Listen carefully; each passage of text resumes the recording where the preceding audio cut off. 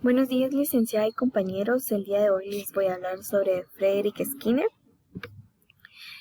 Skinner nació en marzo de 1904 en un pequeño pueblo en Pensilvania, Estados Unidos. Animado por las posibilidades creativas de la prosa, durante su juventud se propuso a crearse una carrera como escritor, pero desistió en sus propósitos al darse cuenta que no tenía la facilidad para ello. Sin embargo, decidió estudiar psicología, el cual podía aportar una perspectiva más amplia sobre cómo es y cómo actúa el ser humano, por lo cual empezó a estudiar esta disciplina en Harvard. A él se le escribía por tres aspectos, el cual era una persona que le gustaba brindar ideas, se enfocaba en el comportamiento de las personas de acuerdo a las atracciones que tenía del exterior y sobre todo la psicología. El doctorado en psicología lo obtuvo en 1931 y continuó con sus investigaciones en la misma universidad como asistente de laboratorio de biología con el profesor Cossier. En 1936 empezó a trabajar como profesor en la Universidad de Minnesota, donde permaneció por 9 años. Skinner desarrolló sus estudios dentro de los métodos y la filosofía del conductismo, una atracción de la psicología joven por aquel entonces que rechazaba los métodos introspectivos como forma de estudiar y modificar la mente. Para Skinner, la mente no era un poco confusa y abstracta como para ser tomado en cuenta, y es por eso que se situó su objetivo en el estudio en la pura conducta observable. Skinner apostó fuertemente por la segunda opción, en el pos de hacer la psicología una ciencia del comportamiento. Ahora vamos a hablar un poquito más sobre los aspectos en sí en la educación que dejó Frederick Skinner. Primero surgió el nacimiento del conductismo radical. Skinner no quería que la psicología abrazase totalmente el método científico, simplemente para que su campo de estudio estuviese mejor considerado al tener el aval de la ciencia. Este investigador creía sinceramente que los procesos mentales internos no son los responsables de originar la conducta humana, sino los factores externos y medibles que tenemos en nuestro exterior o nuestro alrededor. Entonces el término de conductismo radical, que acuñó el mismo Skinner, servía para poder nombrar este tipo de filosofía de la ciencia del comportamiento, en la opción al conductismo metodológico. El conductismo radical lleva hasta sus últimas consecuencias de los principios del comportamiento, que ya habían desarrollado investigadores como John Watson, Edward Thorndike. Es por eso que, según esta postura filosófica, los conceptos que hacen referencia a procesos mentales privados, en contraposición a la conducta observable, son inútiles en el campo de la filosofía, si bien no se niega su existencia.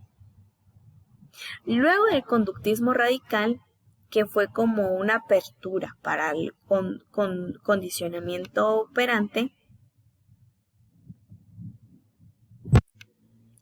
ahora vamos a hablar un poquito sobre la investigación en la cual fue reconocido Skinner. Es el condicionamiento operante. Según desde luego, Skinner fue uno de los mayores referentes del conductismo, pero no fue la persona que lo descubrió como tal. Simplemente él le dio un enfoque diferente, pero antes de él estaba Ivan Pavlov, John Watson. Como sabemos, Ivan Pavlov creó el condicionamiento clásico, que se enfocaba en el comportamiento del perro hacia un objeto externo, tomando en cuenta que una campanilla podía hacer que un perro saliera porque sabía que eso significaba que se le iba a dar alimento. Bueno, gracias a estas investigaciones anteriores, Skinner pues se enfocó en esos aspectos, pero no directamente hacia los animales, sino hacia los humanos y cómo otros objetos o otras metas pueden cambiar hasta nuestra conducta. Entonces, es importante, ya que al principio el conductismo se basaba en el aprendizaje, como lo mencionaba anteriormente, por asociación de estímulos como método para modificar la conducta. En este caso, la campanilla y el perro. Y el condicionamiento clásico permitía establecer la relación entre el estímulo y la respuesta de manera que se pudiera predecir y controlar la conducta. Bueno, según Skinner, los hombres actúan sobre el mundo, modificándolo y son a su vez modificados por las consecuencias de sus acciones. Ahora vamos a hablar sobre el condicionamiento operante.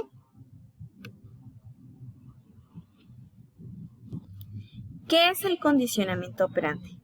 Es un análisis también es llamado análisis experimental de la conducta. Es una teoría psicológica del aprendizaje que explica la conducta voluntaria del cuerpo en relación en el medio ambiente, basándose en un método experimental de estímulo-respuesta, la cual puede reforzarse de manera ya sea positiva o negativa que una cierta conducta que se fortalezca o se debilite. Skinner creía sinceramente en los procesos mentales internos, que no son los responsables en originar la conducta humana, sino los factores externos y medibles. Entonces, la conducta radical que acuñó Skinner servía para poner a este tipo de filosofía de la ciencia del comportamiento en oposición al conductismo metodológico. Entonces, como nos dimos cuenta anteriormente, este concepto se había colocado en la presentación anterior, debido a que van relacionadas, una con la otra. Entonces, el conductismo operante para Skinner era que el comportamiento de las personas era afectada ya sea por un objeto, por una meta, por una decisión que nosotros tomemos. Si nos damos cuenta, de igual forma que los autores anteriores, hasta se ve reflejada en nuestra vida diaria, en la educación, como maestros y como estudiantes. Un ejemplo como fuera de lo estudiantil sería de que nosotros pues tenemos un objetivo, ¿verdad? Tenemos un objetivo de trabajar. ¿Pero para qué trabajamos? Trabajamos para que al final de un cierto tiempo, de 15 días o un mes, nos brinden la necesidad económica que tenemos, que es sufragar nuestros gastos. Si no trabajamos, no vamos a poder sufragar todos nuestros gastos. Entonces, por eso es que nosotros trabajamos. Ese es un aspecto relacionado con esta idea que tenía Skinner.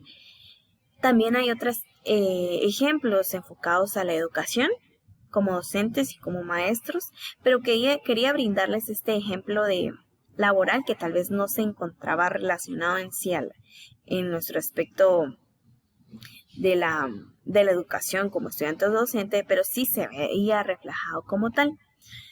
Entonces, este era más que todo los aspectos que él consideraba.